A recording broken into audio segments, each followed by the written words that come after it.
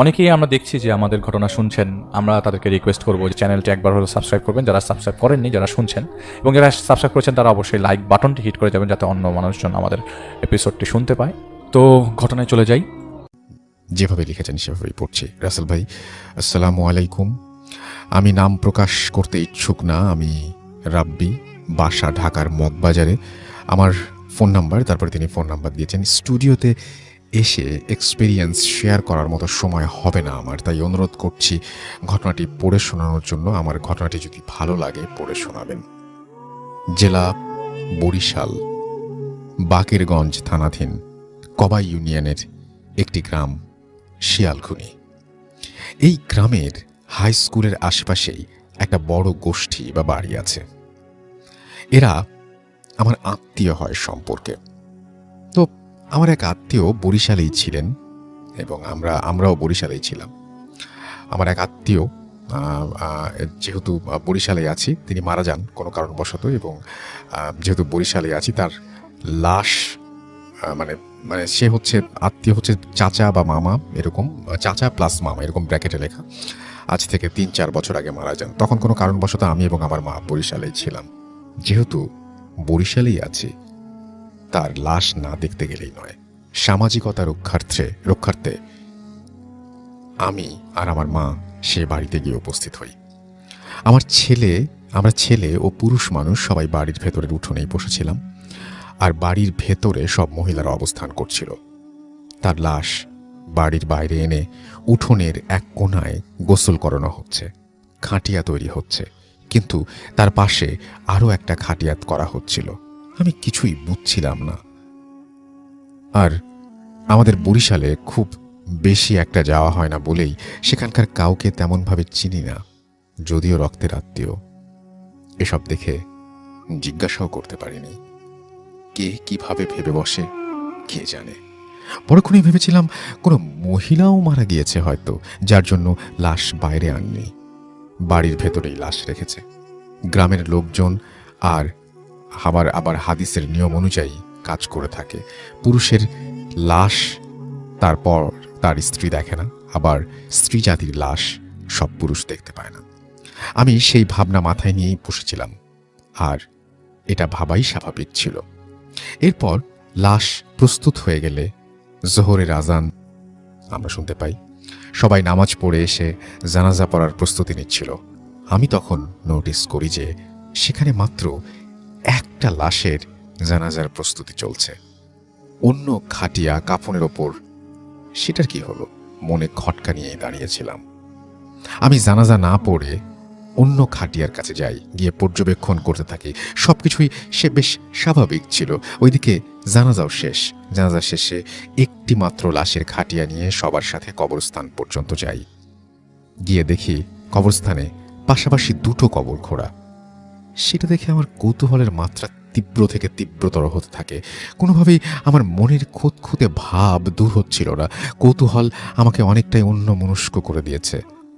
কবর দেয়া হচ্ছিল তখন আমি শূন্য দৃষ্টিতে একটা কথাই ভেবে যাচ্ছিলাম, ওই খাটিয়াটা কিসের? ওইখানে কাফনের কাপড় রাখা, আগরবাতি এনে রেখেছে, খাটিয়াটাও ধুয়ে মুছে পরিষ্কার করে রাখা, কিন্তু কেন? এদিকে কবর খোঁড়া হয়েছে দুটো, অথচ লাশ এসেছে একটি। তবে বাকি খাটিয়া, কাফন, কবর এসব কিসের জন্য? আর কেই বা এমন মারা গেল যার কথা জানলাম ও শুনলাম না মাত্র? লাশের দাফনের কাজ শেষ। সবাই মোনাজাত শেষে কবরস্থান থেকে বাড়ির উদ্দেশ্যে হেঁটে যাচ্ছিল, আর আমি ফিরে ফিরে কবরটাই দেখছিলাম। এত সবকিছু দেখে না বুঝে একটা লোককে জিজ্ঞাসাই করে ফেলি, ভাই এসবের কারণ কি? সে আমাকে বলে, আজকেই জানতে পারবেন। এখন জিকির করতে করতে বাড়ি চলুন আগে। বাসায় এসেছি 1 থেকে 1.5 ঘন্টা হয়েছে। মাত্রই আমার আর এক আত্মীয় স্বজন, যার দাফন হয়েছে, তার আপন ছোট ভাই মারা গেলেন। যিনি মারা গেছেন তিনি হঠাৎই মারা গেছেন এবং তিনি তার বড় ভাইয়ের জানাজাও পড়েছিলেন। পরবর্তীতে দ্বিতীয় খাটিয়ায় করে তাকে নিয়ে যাওয়া হয় এবং পাশের কবরে শায়িত করা হয়। অগ্রিম খাটিয়া তৈরি কবর খুঁড়ে রাখার আসল কাহিনী জানতে পারি আমার আম্মু ও এক ভাইয়ার কাছে। আমার আম্মু আগে জানতো না এসব, সেদিন ওই বাড়িতে গিয়ে জেনেছে, আর ভাইয়া আগে থেকেই সব জানতো। মূল ঘটনা হচ্ছে, এই বাড়িতে একটা রেওয়াজ আছে, এই বাড়িতে যদি কেউ মারা যায় তবে তার দাফন করে আসার পরপরই কিংবা ওই দিনই আরও একজন বা দুইজনের মৃত্যু হবেই। এজন্য কেউ মারা গেলে অন্য একটা লাশ দাফনের সকল ব্যবস্থা করা হয়ে থাকে। অনেক অনেক বছর আগে থেকেই নাকি এইরকম মৃত্যু হয়ে আসছে, মারা গেলে 2-3 জন একদিনেই মারা যাবে। এর কারণ কি সেটা আমি জানতে পারিনি। হয়তো সামনের কোনো একটা সময়ে আবার শুনতে পারবো কে কে মৃত্যুবরণ করেছে। ঘটনাটি আমার আত্মীয়ের বাড়ির ঘটনা। আমি জায়গার নাম উল্লেখ করে দিয়েছি, খোঁজ নিয়ে দেখতে পারেন। ভালো থাকবেন। ঘটনাটি যদি ভালো লেগে থাকে পড়ে শোনাবেন। তো এই ছিল ঘটনা, খুবই অদ্ভুত। আমারও ভাবতে খুব সময় লেগেছে যে একটি বাসা থেকে যখন কেউ চলে যান তখন আরও একজনকে, মানে সবাইকেই, আত্মীয় স্বজন সবাইকেই মনে মনে প্রস্তুতি নিতে হয়, হয়তো আমারও যাওয়ার সময় চলে এসেছে। ও মারা গেলেন, মানে একজন মারা গেলেন, সুতরাং যে কেউ, পরিবারের যে কেউ বিনা কারণে মারা যাবেন, এই রেওয়াজ নাকি বহুদিন থেকে চলে আসছে। কি অদ্ভুত ব্যাপার না? খুবই অদ্ভুত। আপনি চিন্তা করুন যে আপনার পরিবারে যদি এরকম ঘটনা ঘটে। মৃত্যু এমন একটা জিনিস যেটা অনিবার্য, যেটা সবাই জানি, আমরা সবাই জানি যে আমরা মারা যাব, কিন্তু আমরা কেউ এটা একসেপ্ট করতে পারি না। আমরা ভাবতে পারি না যে আমি এখন মারা যাব। এটা কেউ ভাবতে পারেন না, এটা ভাবতে চান না কেউ, রাইট? তো এটা নিয়ে আসলে মানে এটা হচ্ছে সবচেয়ে ধ্রুব সত্য যে আমরা সবাই একদিন মারা যাব। কিন্তু এইভাবে একজন মারা গেলে আরেকজন মারা যান, এই ব্যাপারটা আমার কাছে খুবই অদ্ভুত লেগেছে। আমি বিশ্বাস করি আপনাদের কাছেও এরকম অদ্ভুত সব ঘটনার সম্ভার রয়েছে। যদি সময় পান, যদি লিখে পাঠাতে চান, তাহলে আরও একবার জানিয়ে দিয়ে আমাদের। যাই হোক, আমরা চলে যাব ঘটনায় এবং আমাদের প্রথম ঘটনাটি যথারীতি একটা ইমেইল দিয়ে শুরু করতে চাই এবং আশা করছি যে এই ইমেইলটি আপনাদের ভালো লাগবে। আমি আপনাদের কাছে ভিন্ন ধর্মী একটি ঘটনা নিয়ে হাজির হয়েছি। আমি এর আগে এমন কোনো ঘটনা শুনিনি। যেহেতু আমার কাছে ঘটনাটি ভিন্ন ধর্মী লেগেছে, তাই আপনাদের সাথে আমি আজ ঘটনাটি শেয়ার করার লোভ সামলাতে পারিনি। ঘটনাটি আমাকে বলেছেন আপনাদের মতোই একজন লিসেনার। তার নাম আব্দুল আলিম হায়দার। অনেক কথা বললাম, এবার ঘটনায় চলে যাচ্ছি। রাসেল ভাইয়ের কাছে অনুরোধ, ঘটনার ভেতরের ভুল ত্রুটিগুলো দয়া করে ক্ষমা শুন। বলছেন আব্দুল আলিম হায়দার। শয়তান এটা শুধুমাত্র একটা শব্দ নয়, অনেকের কাছে হয়তো সেটা নাও হতে পারে, কিন্তু কিছু মানুষ আছে যাদের জীবনে এই নাম একটা অভিশাপের মতো। দুনিয়ার শুরু থেকেই মানুষের রক্তে রক্তে ঘুরে বেড়াচ্ছে এই শয়তান। মাকড়সার জালের মতো করে যেন পৃথিবীটাকে ঘিরে রেখেছে আর ক্রমাগত নিজের রাজত্বের জানান দিয়ে যাচ্ছে। আমি খুব কাছ থেকে শয়তানের খেলা দেখেছি, মরণ খেলা, যেখানে মানুষের জীবন ছিল একেবারেই তুচ্ছ, ঠিক যেমন বাতাসে পাখির পালক ভেসে বেড়ায়। এগুলো আমার কথা নয়, এগুলো আমার দাদা আব্দুল মালেক হায়দারের কথা। আমরা সকলেই ছোটবেলায় বাবা মা দাদা দাদুর কাছে ভূতের গল্প কম বেশি শুনতাম। আমিও শুনেছি, তবে আমার নানুর থেকে, নানার থেকে। আমার বাবা দাদা দাদু কখনো এসব নিয়ে কিছুই বলতেন না। আমি তাদের কাছে গল্প শুনতে চাইলে তারা চুপ করে বসে কি যেন ভাবতেন।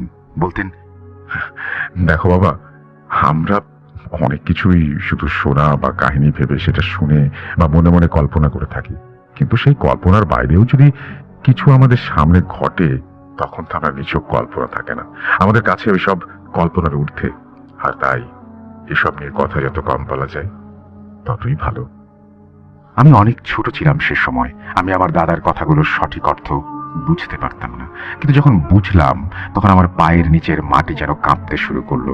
আমি অজানা এক অন্ধকারের অতলে যেন হারিয়ে যাই। সেই অতলে আমাদেরকে নিয়ে গিয়েছিল অন্ধকারের সর্দার। আমার দাদা তার জীবনে কি করুণ অবস্থার সম্মুখীন হয়েছে তা ভেবে আমার খুব খারাপ লাগে না, বরং শরীরের রক্ত হিম হয়ে যায়। গায়ে কাটা দিয়ে ওঠে। দাদার কাছ থেকে আমি অনেক জোর করেও এই ঘটনা শুনতে পারিনি। তিনি এসব নিয়ে কথা বলতেন না, একেবারেই না। যখন আমি পূর্ণ বয়স্ক হলাম তখন আমার বাবার কাছ থেকে শুনেছি এই রক্ত হিম করা ঘটনা। আমি আমার ভাষাতেই বলছি। সালটা 1967 কিংবা 68 হবে। আমার বাবা মানে তোর দাদা তখন এলাকার ছোটখাটো একজন জমিদার ছিলেন। তিনি সাধারণত বন জঙ্গল এলাকার জমি বেশ কিনতেন। জমি কিনে সেটা পরিষ্কার করে চাষিদের দিয়ে চাষ করতেন। এটা বলতে গেলে আমার বাবার একরকম নেশা ছিল। তখন আমাদের দেশ ভাগ হয়নি। বাবার জমি কেনার নেশা বাবাকে ভারতবর্ষেও নিয়ে পৌঁছায়। সেখানকার কোনো এক অঞ্চলে বাবা বিশাল বড় একটা জমির সন্ধান পান। সেই জমির দাম আগে অনেক বেশি ছিল, কিন্তু বাবা যখন জমি কিনতে চান তখন জমি বিক্রেতার দাম শুনে বাবা অবাক হয়ে যান। জমির দাম প্রায় 30% কম চাওয়া হচ্ছে। বাবা তো মহা খুশি। তিনি কোনো চিন্তা না করে জমিটি কিনেই ফেলেন। আমাদের পরিবারের অনেকেই অবাক হন, কেননা বাবার জমি কেনার নেশা কারোরই অজানা নয়, সকলেই জানতেন।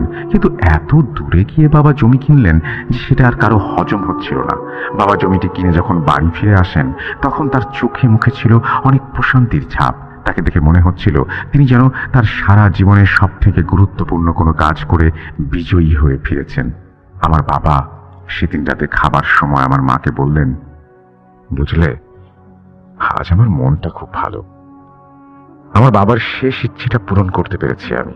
আমার বাবা আমার উপর হয়তো আজ অনেক খুশি।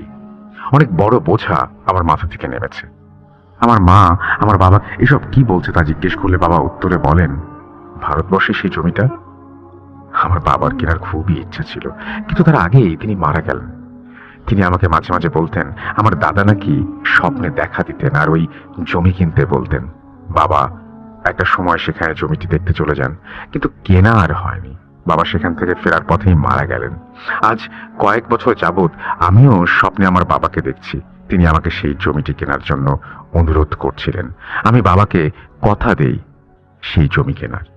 শেষ ইচ্ছাটা পূরণ করার জন্যই আমি এই জমিটি কিনে ফেললাম। তাই আজ আমার খুব শান্তি লাগছে। বাবার কথা শুনে আমার মাও অনেক খুশি হন। আমার বাবা সেদিন রাতেই ঠিক করেন সেই জমিতে তিনি একটি মসজিদ নির্মাণ করবেন এবং তার বাবার নামে হবে সেই মসজিদ।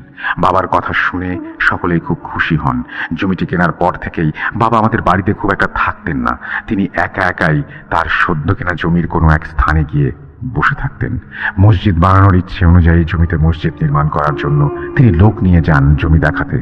বাড়ি বানানোর কারিগর বাবার বলার ঠিকানায় গিয়ে সেই জমিতে বাবাকে না দেখে খুঁজতে থাকেন। বাবাকে খুঁজতে খুঁজতে তারা কিছুটা ভেতরে চলে যান। জমিটি ছিল একেবারে গভীর জঙ্গলের মতো। বাইরে গাছপালা কম হলেও ভেতরে এত বেশি গাছ যে আলোও সেখানে ঠিকমতো প্রবেশ করছিল না। মনে হচ্ছিল প্রকৃতি যেন কোনো কিছুকে মানব চক্ষু থেকে আড়াল করতে চাচ্ছে। জমির মাঝ বরাবর গেলে তারা দেখেন আমার বাবা মাটিতে বসে কিছুটা দূরে ছলছলে চোখে তাকিয়ে আছেন।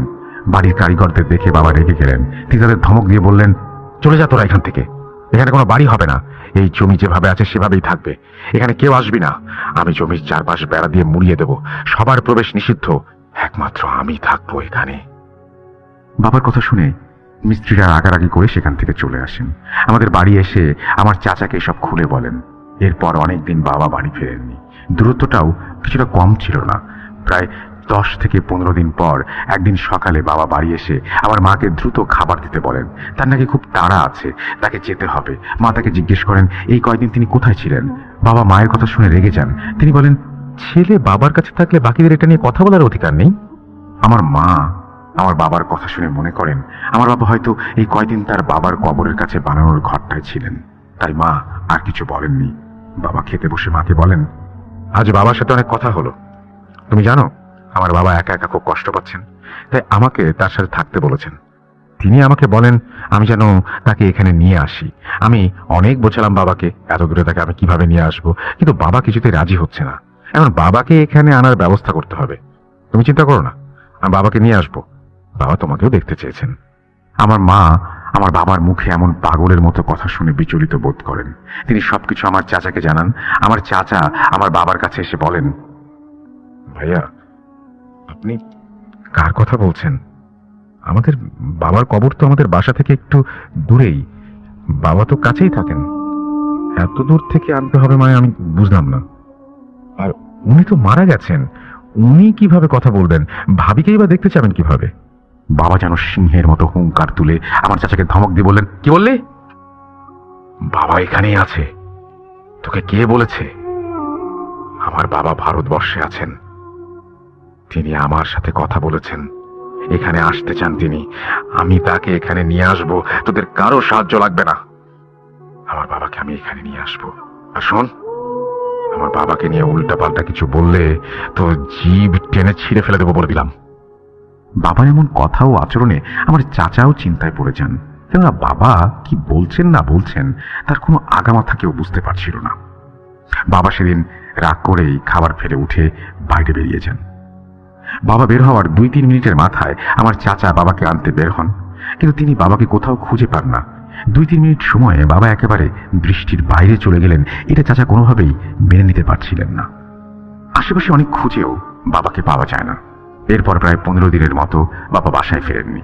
বাবা ভারতবর্ষে যে জমি কিনেছেন সেখানে ঠিকানা জানার জন্য আমার চাচা সেই বাড়ি বানানোর কারিগরদের খোঁজ করতে থাকেন, কিন্তু তাদেরও কোনো খোঁজ পাওয়া যায়নি। 20 দিনের মাথায় বাবা ফিরে আসেন। বাবা যেদিন ফেরেন সেদিন তার শরীর ছিল অনেক জ্বর। বাবা জ্বরে কাঁপছিলেন। বাবাকে নিয়ে বিছানায় শোয়ানো হয়, কিন্তু বাবার জ্ঞান কোনোভাবেই ফেরে না। বাবা অজ্ঞান হয়ে সারাদিন বিছানায় পড়ে থাকেন। তার মুখ ফ্যাকাশে হয়ে যেতে শুরু করে। এভাবেই দিন কাটতে থাকে।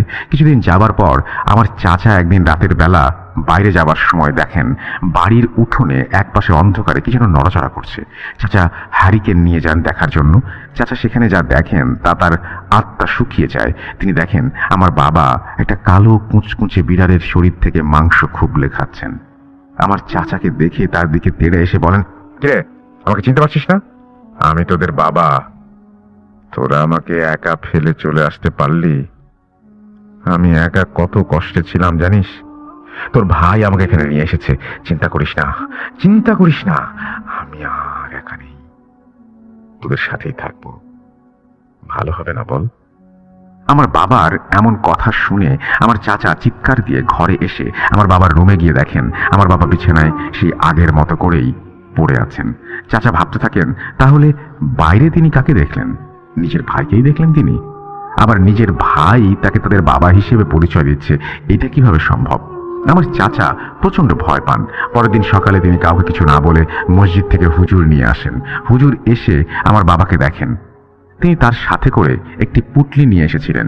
সেখান থেকে একটা চন্দন কাঠের ডাল বের করে বাবার নাকের কাছে নিতেই বাবা কেমন যেন পাগলের মতো সেই কাঠের ঘ্রাণ শুকতে থাকেন।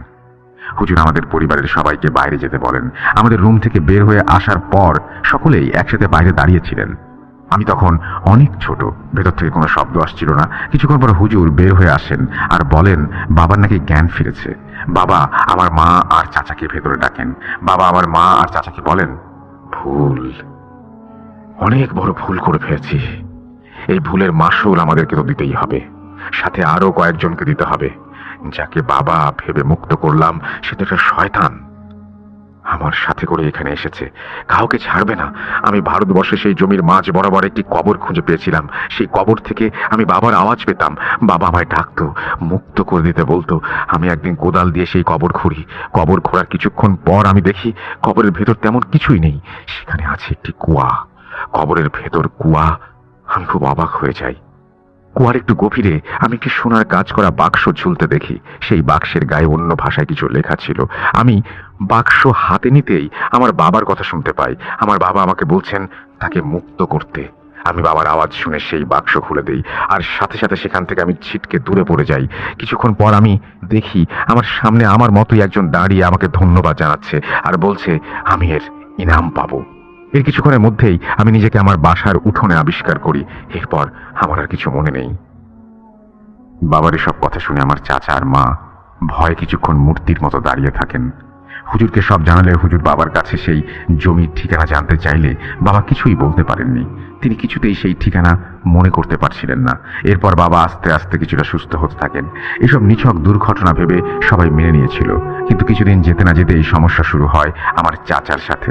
আমার চাচা ঘুম থেকে ওঠার পর উঠোনে যেতেন দাঁত ব্রাশ করতে। উনি ফজরের সময় সাধারণত উঠতেন।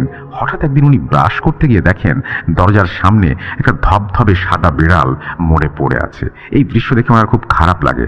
বিড়ালটার জন্য তিনি বেশ ব্যাকুল হয়ে পড়েন, কিন্তু তিনি বিষয়টা স্বাভাবিকভাবেই নিয়েছিলেন। বাসার কাউকে না জানিয়েই তিনি একাই দূরে একটা স্থানে বিড়ালের মৃতদেহ কবর দিয়ে বাসায় ফিরে আসেন। বিড়ালটার গলায় একটা সুন্দর ফিতা বাঁধা ছিল, যা তিনি কবরেই রেখে দিয়ে আসেন। সেদিন আর কোনো সমস্যা হয়নি। আমার বাবাও স্বাভাবিক ছিলেন। কিন্তু পরের দিন সকালে আমার চাচা আবার উঠোনে গিয়ে ব্রাশ করতে করতে দরজা খুলে দেখেন আজও একটা বিড়াল মরে পড়ে আছে। আজকে বিড়ালটার পুরো শরীর সাদা, কিন্তু লেজটা কালো, আর এই বিড়ালের গলায়ও সেম ফিতা বাঁধা। চাচা এবারে কিছুটা অবাক হন। টানা 2 দিন একই স্থানে বিড়াল মরে পড়ে আছে, এটা কোনো স্বাভাবিক কিছু হতে পারে না ভেবে তিনি বিড়ালটাকে সেম স্থানে কবর দিয়ে মসজিদের হুজুরকে জানানোর সিদ্ধান্ত নেন। কিন্তু কবর দিতে গিয়ে তিনি দেখেন গতকালের কবরের মাটি একেবারে ভূমির সাথে সমান্তরাল হয়ে গেছে। কৌতূহল বশত তিনি সেই কবর খুঁড়ে দেখেন সেখানে কোনো বিড়ালের মৃতদেহ নেই। তিনি কিছুটা ভয় পান। ভয়ে তিনি আজকের বিড়ালের মৃতদেহটা কবর দিয়ে বাসায় এসে অজু করে মসজিদে চলে যান। নামাজ শেষে তিনি হুজুরকে সব জানান। হুজুর বলেন, এতে তেমন চিন্তার কিছু নেই। আমার চাচা হুজুরের কাছে অনুরোধ করেন বাসা বন্ধ করে দেবার জন্য। হুজুর এসে বাসা বন্ধ করে দিয়ে যান, কিন্তু তাতেও কোনো লাভ হয়নি। পরের দিন আমার চাচা আবার একটি বিড়ালের মৃতদেহ পান। আজ বিড়ালের মাথা ছাড়া সম্পূর্ণ শরীর কালো। এবারে চাচা ভাবেন একে কবর না দিয়ে বস্তায় ভরে কোথাও আজকের দিনটা রাখবেন। কাল যদি বিড়াল দেখেন তাহলে বস্তা চেক করে দেখবেন সেখানে আগের দিনের মরা বিড়াল আছে কিনা। যে ভাবা সেই কাজ। চাচা পরের দিন সকালেও বিড়ালের মৃতদেহ পান।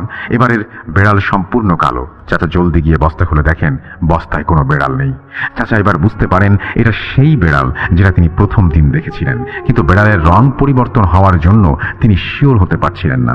তিনি যেন এক গোলক ধাঁধায় পড়ে যান। চাচা বিড়ালের মরদেহ কবর দিয়ে মসজিদে যান নামাজ পড়তে। নামাজ শেষে হুজুরকে আবারও সব জানান। হুজুর বাসায় আসতে চান। হুজুর বাসায় এলে দেখা যায় বাসায় সবাই আছে, কিন্তু আমার বাবা নেই। বাবা কোথাও খুঁজে পাওয়া যাচ্ছিল না। হুজুর আবার চাচাকে বলেন, আমি তো ভেবেছিলাম এটা সামান্য ব্যাপার, কিন্তু এখন দেখছি অন্যরকম।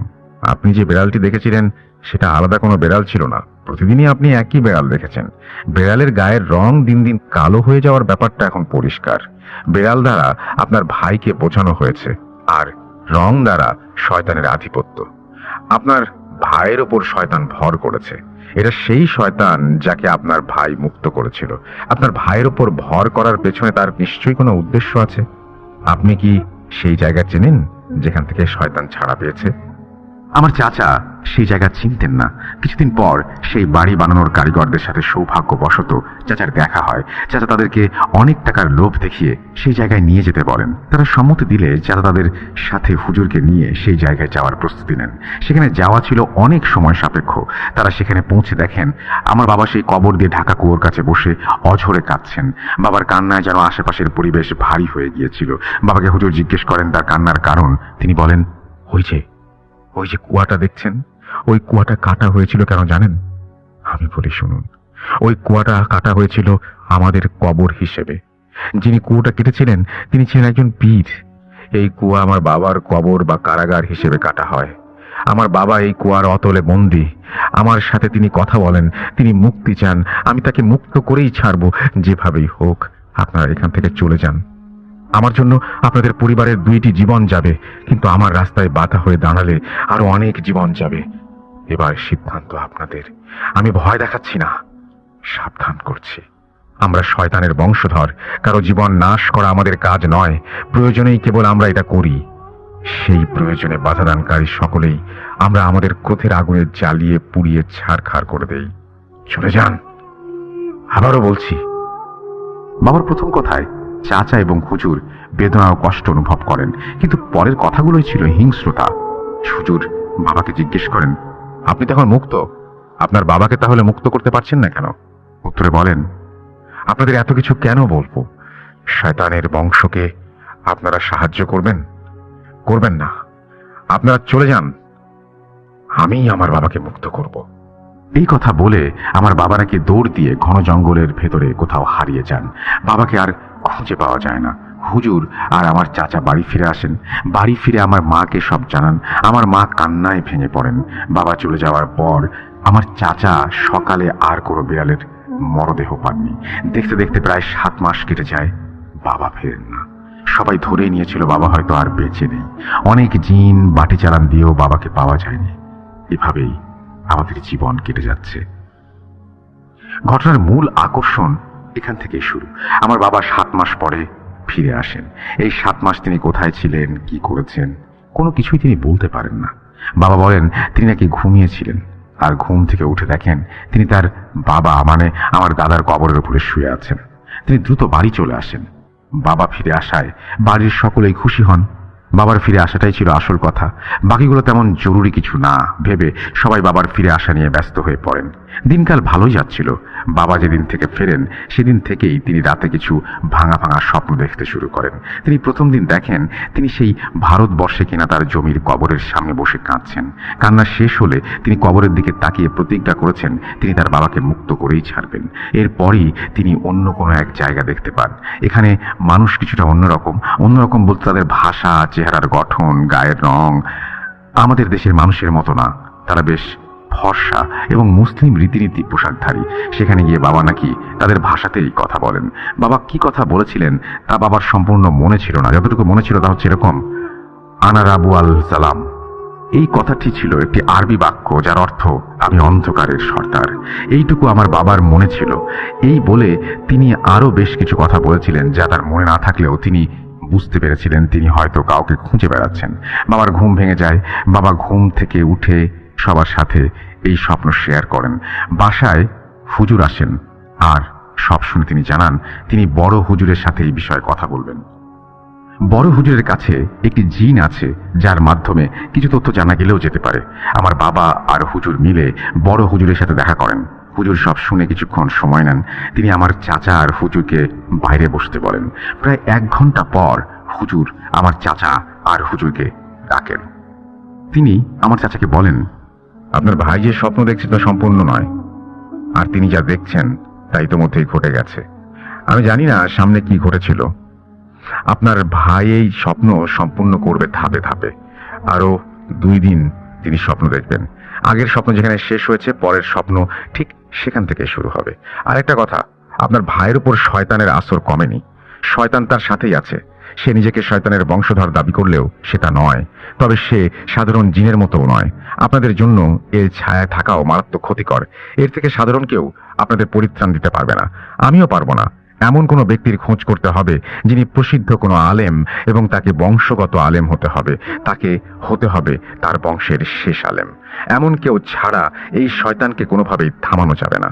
আপনাদের বাড়ি বন্ধ করে কোনো লাভ হবে না। আপনারা যা জানেন তার থেকে অনেক বেশি জানে এই শয়তান। সে তার শিক্ষাকে কাজে লাগিয়ে তার বাবাকে মুক্ত করবে। তার বাবা তার থেকেও আরো অনেক বেশি ক্ষতিকর হতে পারে। যিনি তার বাবাকে খুব শক্তভাবে বন্দী করেছেন, এই জন্য এই শয়তান বাবাকে ছাড়াতে মরিয়া হয়ে গেছে, কেননা তার বাবার জন্য সেই কুয়ার জায়গাটা জাহান্নামের কাজ করছে। আপনাদের আমি সাবধান করে দিচ্ছি, এই শয়তানের ছায়াতেও আপনারা দাঁড়াবেন না। হতে পারে সে আপনার ভাইয়ের আশেপাশে আছে, কিন্তু আপনার ভাই বা আপনারা বুঝতে পারছেন না। সে আবার আপনার ভাইয়ের উপর ভর করতে পারে। আপনার ভাইয়ের স্বপ্ন সম্পূর্ণ হলেই এটা হতে পারে। এই কথা শুনে আমার চাচা আর হুজুর কি বলবেন কিছুই ভেবে পাচ্ছিলেন না। তারা বাড়ি ফিরে আসেন। আমার চাচা বাড়ির কাউকে এসব জানাননি, কেননা তিনি চাননি সবাই সারাদিন একটা আতঙ্কের মধ্যে থাকুক। পরের দিন আমার বাবা স্বপ্ন দেখেন আবার। এবারে তিনি দেখেন তিনি হায়দার বংশের শেষ বংশধরকে খুঁজছেন, যে কিনা সেই সময় আরবের কোনো একটা স্থানে বাস করত। হায়দার বংশের শেষ বংশধরের গলায় একটি সোনার লকেট ছিল। সেই লকেট কেনার জন্য বাবা তাকে নানাভাবে লোভ দেখাচ্ছিলেন। টাকা পয়সা যা কিছু সবকিছুর প্রলোভন দেখা থাকেন বাবা, কিন্তু সেই লকেট সেই ছেলে কিছুতেই দিচ্ছে না। বলছে এই লকেট হাতছাড়া হলে তার নাকি মৃত্যু অবধারিত। এবারে বাবা এটুকুই স্বপ্ন দেখেন। বাবা সবাইকে আজকের স্বপ্নের কথা জানান। বাবা অবাক হয়ে বলেন, আমি তো আরবি জানি না, তাহলে আমি আরবি ভাষায় কথা বললাম কিভাবে? বুঝলামই না কিভাবে। কি হচ্ছে আমার সাথে? আমি কি পাগল হয়ে গেছি নাকি? নিজের মনেই এসব ভেবে মরছি আমি। বাবার এবারে স্বপ্নের কথা জানানো হয় বড় হুজুরকে। তিনি বলেন, আমি বুঝে গেছি হায়দারের বংশ কোনো সাধারণ বংশ নয়। হায়দার বংশের প্রতিটি বংশধরের বংশ পরম্পরায় একটি লকেট পাচ্ছে। এই লকেট আসলে কোনো সাধারণ লকেট নয়, এটা একটা চাবি। এটা হচ্ছে সেই শয়তানের বাবার কবরের চাবি। এই চাবি ছাড়া তার বাবাকে মুক্ত করা যাবে না। আর হায়দার বংশ হলো সেই পীরের বংশ এই শয়তানের বাবাকে জীবন্ত জাহান্নামের যিনি কবর দিয়েছেন। এই ছেলেই পারতো এই শয়তানকে আটকাতে, কেননা এই লকেটে সেই শয়তান জিন ছুতে পারবে না। এই লকেট ছুতে হলে তাকে এই লকেটের মালিক হতে হবে। যদি কেউ এই লকেটের মালিকানা হস্তান্তর করে, কেবল তখনই এই লকেট সে ছুতে পারবে। লকেটের মালিককে সে মারতেও পারবে না, যদি মারে তা কেড়ে নেওয়া হবে। তাই লকেটের মালিকানা তার কাছে আসবে না। এই লকেট সে হাসিল করেছে। কিভাবে করেছে আমি জানি না, সেটা আপনারা আজ হয়তো জানতে পারবেন, কেননা আপনার ভাই আজ বাকি স্বপ্ন দেখবে। এটাই শেষ, আজ পূর্ণ হবে তার এই স্বপ্ন। বড় হুজুরের কথা শুনে আমার বাবা আর হুজুর চলে আসেন। বাবার কাছে সব জানালে বাবা বলেন তিনি নাকি কিছুই মনে করতে পারছেন না, শুধু যতটুকু স্বপ্ন দেখেছেন ততটুকুই মনে আছে। সেদিন রাতে বাবা ঘুমিয়ে বাকি স্বপ্নটুকু দেখেন। তিনি দেখেন সেই ছেলেকে টাকা পয়সার লোভ দেখিয়ে সেই লকেট পাচ্ছেন না, তাই তিনি সেখান থেকে চলে যান। এরপর বাবা ওই লকেটের মতো দেখতে আরেকটা লকেট বানান। তারপর সেই ছেলের কাছে গিয়ে বলেন তিনি নাকি এরকম একজন স্বর্ণকার, এই জন্যই তিনি নাকি লকেটটি কিনতে চেয়েছিলেন। এর নাকি অনেক দাম, লকেটটি অনেক সুন্দর, কিন্তু নাকি ছিল খুব অপরিষ্কার, তাই এই লকেট তিনি পরিষ্কার করে দিতে চান বলে তিনি জানান। সোনার জিনিস পরিষ্কার করলে নাকি উজ্জ্বলতা বাড়বে। সেটা লকেট খুলে বাবাকে দেয় পরিষ্কার করার জন্য। বাবা সেই লকেট ছুঁতে পারেন না। ছেলেকে বলেন লকেটের টেবিলে রেখে এক গ্লাস পানি আনতো। ছেলেটি পানি আনতে গেলে বাবা সজোরে আঘাত করে টেবিল থেকে লকেটটি মাটিতে ফেলে দেয়, আর নিজের সাথে আনা নকল লকেটটি সেই ছেলের লকেটের পাশে ফেলে দেয়। ছেলেটি এসে আসল লকেট চিনতে পারছিল না। বাবা আরবিতে যা বলেন তার মানে ছিল এরকম, ওজি দেখো তোমার লকেট আমি পরিষ্কার করে দিয়েছি। সেটা সেই চমক দিচ্ছে, যেটা কম চমকানো ওটা আমার, ওটা সোনার না, নকল। এমন ফ্যাকাশে হয়ে আছে। তাই ছেলেটি তখন চকচকে নকল লকেটটি নিয়ে গলায় পড়ে, আর আসল লকেটটি হাতে নিয়ে বলে এই নিন আপনার লকেট। ধোকার মাধ্যমে বাবা লকেটের মালিকানা পেয়ে যান। ভয়ে ভয়ে তিনি লকেটের দিকে হাত বাড়াতে থাকেন। লকেট ছুঁতে পেরে সে বিজয়ের হাসি হাসে। লকেট হাতে নিতেই বাবা সেই ছেলের মাথায় হাত দিয়ে তার মাথা উল্টো করে পিঠের দিকে সজোরে ঘুরিয়ে তাকে হত্যা করে। এই স্বপ্ন দেখে আমার বাবা প্রচন্ড চিৎকার দিয়ে ঘুম থেকে জেগে ওঠেন। সবকিছু আমার চাচা আর হুজুরকে খুলে বলেন। চাচা আর হুজুর বড় হুজুরকে জানালে হুজুর বলেন আমি আন্দাজ করেছিলাম সেই ছেলে আর জীবিত নেই, কিন্তু একটা ব্যাপার বুঝতে পারছি না, লকেট যদি চাবি হয় তবে সেই শয়তানের বাবার মুক্ত হয়ে যাবার কথা। বাবা মুক্ত হলে তার আপনার ভাইয়ের সাথে থাকার কথা না। তবে যা ভেবেছি তা নয়। বড় হুজুর জানান তিনি তার জিনকে পাঠিয়ে দেখবেন কিছু জানা যায় কিনা। সেদিন আমার চাচা বড় হুজুরের থেকে বিদায় নিয়ে চলে আসেন। সেদিন রাত থেকে আমার বাবাকে আবার খুঁজে পাওয়া যায় না। অনেক খোঁজাখুঁজি করেও কোনো স্থানেই পাওয়া যায়নি। পরের দিন বড় হুজুরের কাছে গিয়ে আমার চাচা সব জানান। হুজুর বলেন আমি আমার জিনকে খবর দিয়ে পাঠিয়েছিলাম আপনার ভাইয়ের কিছু হবে না আপাতত, কেননা আপনার ভাইয়ের কাজ শেষ হয়নি। সেই শয়তানের বাবাকে সেখানে 3টি স্তরে বন্দী করে রাখা হয়েছে। একটি স্তর ভেদ করতে সে সক্ষম হয়েছে, এখন সে 2য় স্তরের খোঁজে আছে। আপনার ভাই আবার ফিরে আসবে, কিন্তু সেটা কবে আমি বলতে পারছি না। বাড়ির পরিবেশ আবার আগের মতো থমথমে হয়ে যায়। বাবা নেই, কবে ফিরবে কেউ জানেন না, কোথায় আছেন সেটাও কেউ জানেন না। দেখতে দেখতে কেটে যায় আরো 2 বছর। আমার বয়স তখন 3 বছরের কিছু বেশি হবে। আমার বাবা ফিরে আসেন।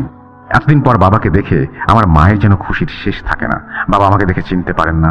বাবা বলেন তিনি ঘুমিয়েছিলেন। একদিনের ঘুমে আমি এত বড় কিভাবে হলাম বাবা সেটা জানতে চাচ্ছিলেন। আমার চাচা আমার বাবাকে বলেন প্রায় 2 বছর পরে তিনি বাড়ি ফিরেছেন। বাবা এই কথা শুনে অজ্ঞান হয়ে যান। বাবাকে বিছানায় শুইয়ে দেন সবাই। বাবার মাথায় পানি ঢালা হয়, কিন্তু কিছুতেই জ্ঞান ফিরছিল না বাবার। বাবার প্রায় 2 দিন পার হয়ে গেলেও চোখ খুলে না। আমার চাচা আবার বাবার অবস্থা খারাপ দেখে চলে যান বড় হুজুরের কাছে। বড় হুজুর সব শুনে বলেন 2 বছর সেই জিন 2য় স্তরে তালাশ করেছে, কিন্তু কিছুই খুঁজে পায়নি। 2 বছরে আপনার ভাইয়ের শরীর অনেক দুর্বল হয়ে পড়েছিল, তাই সে ফিরে আসতে বাধ্য হয়েছে। 2 স্তরের চাবি কোথায় তা আমি বলতে পারবো না, সেটা বলতে পারবে আপনার ভাই। আমার জিন আমাকে জানিয়েছে আপনার ভাইয়ের স্বপ্নে অনেকগুলো ছোট ছোট কুঁড়ে ঘরের দেখা পাবেন। সেই ঘরের মধ্যে একটি ঘরে একটি শব্দ লুকানো আছে। সেই ঘরে প্রবেশ করলে সেখান থেকে কোনো মানুষ দেখা যাবে না, সেখানে সেই জিনের বাবার দেখা পাওয়া যাবে। তার জীবনে যে শব্দটি সে সব থেকে কম ব্যবহার করেছে তা সে এই বাক্যের মধ্যে বলবে। সেই শব্দ আপনার ভাইকে চিনতে হবে, তাহলেই তার জ্ঞান ফিরবে, নয়তো না। সেই জিন নিজে সেই স্বপ্নে প্রবেশ করতে পারবে না, আপনার ভাইকে সেই স্বপ্ন পর্যন্ত পৌঁছে দিতে হবে, কিন্তু সে যেতে পারবে না। বাকি কাজ আপনার ভাইয়ের। যদি পারে ভালো, না হলে এভাবেই মারা যাবেন তিনি। দেখতে দেখতে দিন যেতে থাকে। বাবার ঘুম শেষ হয় না। আমার বয়স তখন 6 বছর। আমি বাবাকে সারাদিন রাত ঘুমাতে দেখেছি। কোনো খাওয়া নেই, কিছু নেই। মা শুধু মুখ হাঁ করিয়ে চামচ দিয়ে পানি খাইয়ে দিতেন, তাও বের হয়ে যেত। কিন্তু এতদিনেও বাবার শরীরে কোনো পরিবর্তন ছিল না। আমি তাকে আগের মতোই দেখছি। সেই বছরে আমার বাবার ঘুম ভাঙে, বাবার চোখ মেলে তাকান। আমাকে বাবা চিনতে পারছিলেন না, চিনবেনই বা কি করে? কতগুলো বছর পার হয়ে গেছে, বাবা ঘুমিয়েই কাটিয়ে দিয়েছেন। বাবার জ্ঞান ফিরলে চাচা তাকে নিয়ে বড় হুজুরের কাছে যান। বাবা সেখানেই সব বলেন। তিনি বলেন, আমি একটি স্বপ্ন দেখি, অনেক ছোট ছোট মাটির ঘর। রাতের অন্ধকারে সব ঘরে হ্যারিকেন বা কুপিবাতি জ্বালানো ছিল। সব ঘর দেখতে একেবারে একই রকম ছিল। এক ঘর থেকে বের হয়ে আরেক ঘরে গেলে বোঝা যেত না আমি আগে কোন ঘরে ঢুকেছিলাম। অনেক দিন চেষ্টা করেও আমি কিছু খুঁজে পাইনি। হতাশ হয়ে বসে থাকতাম। সেখানে থাকতে থাকতে আমি অনেক কষ্টে একদিন অবাক করা একটা ব্যাপার দেখি। আমি যে ঘরে যাই তার সব এক, কিন্তু প্রতিদিন কোনো না কোনো ঘরের বাতি জ্বলত না। আমি সেখানে গিয়ে অন্ধকার ছাড়া আর কিছুই দেখিনি। একদিন এমন একটা ঘরে ঢুকে আমি বসে আছি, অন্ধকার নিয়ে ভাবতে ভাবতে আমার মনে পড়ে যায় অন্ধকারের সর্দার কথাটা। আমি মুখে উচ্চারণ করি অন্ধকারের সর্দার। সাথে সাথে আমি দেখি বিভৎস চেহারার কেউ একজন অগ্নি চোখে আমার দিকে তাকিয়ে আছে। তার গলায় এবং হাতে শেকল বাঁধা ছিল। সে আমাকে একটাই বাক্য বলে, আর তা ছিল, সর্দারের গ্রহণ কেবল শুরু। এই 4টি শব্দ থেকে একটা শব্দ আমাকে বেছে নিতে বলেন। সেই বিভৎস অবয়ব। যদি ভুল হয় তাহলে নাকি সাথে সাথে আমার মৃত্যু ঘটবে। আমি সর্দার শব্দটা বেছে নেই, কেননা এই অন্ধকারের সর্দার শব্দটি আমাকে সাহায্য করেছে এই পর্যন্ত অগ্রসর হতে। সর্দার বলার সাথে সাথে গলার শিকল ভেঙে গুড়িয়ে যায়, আর সাথে সাথে আমার স্বপ্ন শেষ হয়ে যায়। বড় হুজুর যখন এসব শুনছিলেন তখন তার জিন সেখানে উপস্থিত ছিল। সে বড় হুজুরকে কিছু কথা বলছিল। হুজুর বলেন, ওনার মাধ্যমে এই শয়তানের দ্বিতীয় জিন দ্বিতীয় স্তর ভেদ করতে পেরেছে। যদি উনি ভুল শব্দ বেছে নিতেন তাহলে সেই শেকলের টান পড়তো, আর সেই জিনের বাবার মাথা ধর থেকে আলাদা হয়ে যেত, আর জিনের ছেলে ওনাকে এর জন্য মেরে ফেলতো। কিন্তু সঠিক শব্দ বলায় তার শিকল খুলে গেছে, আর মাত্র একটা স্তর বাকি। এই স্তর হবে সব থেকে কঠিন, কিন্তু সেটা কি আমি জানি না। উনি আর হারাবেন না, ওনার কাজ শেষ। এই তৃতীয় স্তর সেই শয়তান জিনের জন্য সহজ, কিন্তু আপনাদের জন্য অনেক কঠিন। এই তৃতীয় স্তরের চাবি আছে ভবিষ্যতে। আপনারা তৈরি থাকবেন, এর বেশি কিছু আমি জানি না। হুজুরের কথা শুনে আমার বাবা চাচা ফিরে আসেন। জীবনে প্রতিটা মুহূর্ত তারা শুধু ভয় আর আতঙ্ক নিয়ে বেঁচে থাকতে লাগলেন। এভাবে দেখতে দেখতে 4-5 বছর কেটে যায়। আমার চাচা বেশ কয়েকদিন ধরে খুবই অসুস্থ। তিনি হাঁচি কাশি দিলে রক্ত বের হয়ে আসছিল। চাচা গুরুতর অসুস্থ হয়ে পড়েন। হঠাৎ একদিন আমাদের ছেড়ে তিনি পরপারে চলে যান। চাচা মারা যাবার সময় আমার চাচি গর্ভবতী ছিলেন। এটাই ছিল আমাদের পরিবারের সাথে সেই শয়তানের বংশধরের শেষ বছর। চাচি যখন 6 মাসের অন্তঃসত্ত্বা, তখন একদিন রাতে তিনি বিছানায় একটি সাদা বেড়াল মরে পড়ে থাকতে দেখেন। ভয়ে তিনি চিৎকার দিয়ে ওঠেন। আমার চাচা যেমন দেখেছিলেন ঠিক তেমন। বাবা বড় হুজুরের সাথে দেখা করেন, জানান এই ঘটনা। হুজুর তাকে বলেন তিনি নাকি তার জিনের সাথে কথা বলেছেন। এতে তেমন চিন্তার কিছু নেই। তার জিন নাকি আমাদের আশেপাশের সেই শয়তানের উপস্থিতির লক্ষণ দেখেনি। দ্বিতীয় দিন চাচি আবার মরা বিড়াল দেখেন। এবারে বিড়ালের মাথাটা ছিল কালো আর পুরো শরীরটা ছিল সাদা। আমার চাচা যখন বিড়াল দেখেন তখন তার লেজ থেকে কালো হওয়া শুরু হয়, মানে পা থেকে মাথায় ওঠা। কিন্তু এবারে মাথা থেকে পায়ে যাওয়ায় বোঝানো হচ্ছে। বড় হুজুরকে আবারও জানানো হয়। তিনি ঘর বন্ধ করে চাচিকে একটি তাবিজ দিয়ে যান, কিন্তু তাতে কোনো লাভ হয়নি। পরের দিন চাচি আবারও মরা বিড়াল দেখেন। আজ বিড়ালের লেজ বাদে সব কালো। পরের দিন রাতই ছিল সেই শয়তানের আমাদের সাথে শেষ রাত। পরের দিন রাতে আমার চাচির চিৎকার শুনে সবাই চাচি রুমে গিয়ে দেখেন চাচির অপরিপক্ক বাচ্চাটা মেঝেতে পড়ে আছে, আর শরীরে কোনো রক্ত নেই। দেখে মনে হচ্ছে কেউ তার রক্ত শুষে খেয়েছে। চাচির অবস্থাও খুব খারাপ ছিল। তার গায়ের অনেক স্থানে আঁচড়ের দাগ ছিল। আমার বাবা খুব কষ্ট পানিতে, কারণ আমার চাচার কোনো সন্তান ছিল না। এটাই ছিল তাদের প্রথম সন্তান, যাকে সেই শয়তান নিয়ে গেছে। আমার চাচা বড় হুজুরের কাছে গিয়ে তাকে দোষারোপ করা শুরু করেন। বড় হুজুর আমার বাবাকে শান্ত হতে বলেন, মাথা ঠান্ডা করে তিনি কথা শুনতে বলেন। তিনি বলেন তিনি নাকি কোনো হুজুর নন, আমাদের বড় হুজুর নাকি অনেক বছর আগেই মারা গেছেন। বড় হুজুরের বেশধারী এই শয়তানই তাকে মেরেছে। আমাদেরকে ব্যবহার করে এই শয়তান তার বাবাকে মুক্ত করেছে। আজ অনেক খেলা খেলতে হয়েছে, হুজুর সাজতে হয়েছে, আমার বাবাকে স্বপ্ন দেখাতে হয়েছে। এসব না করলে নাকি সে তার বাবাকে মুক্ত করতে পারত না। আমার বাবা যে জমি কিনেছিলেন তা অনেকেই কিনতে এসেছিল, কিন্তু সেই জিনের জন্যই নাকি পারেনি। সে বলে সে নাকি অনেক ছোট ছিল যখন তাকে বন্দি করা হয়, তাই তাকে নাকি এত শক্তভাবে আটকানো হয়নি।